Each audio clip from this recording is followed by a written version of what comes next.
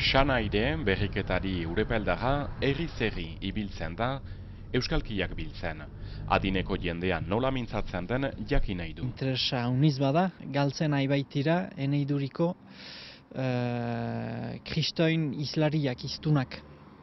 Gena baita, lahatanoi urteko gizon edo emazte bat, ez da istante gehiago entzunen hola mintzo.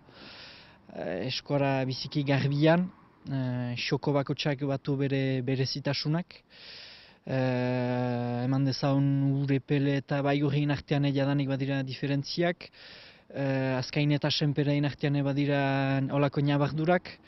Horiek denak nahi ginuzke guk aztertu eta zabaldu. Gaur senperen ibilkida Xana. Motxoa etxerat erematen gaitu, orko nagusiarekin mintzatzerat. Hau da, Pierre Karrikaburu, 1927an sortua den laboraria. Eskola martxatu hartzen ba.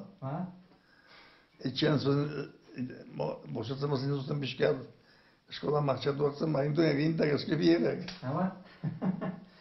Baitu zaudako erretuak. Ba, ikasi ginen eskola, nafasa beharko. Guretako altxorrak baitira horiek, eta sekula ehun guztiko bizian galtzen balima dira, nunbait iskiriatiak edo grabatuak edo izain dira. Zautunik hasi ginen txertatzen, hain kontra, urte duzian. Eta maixarek zeinik, eta kontzeilatuik.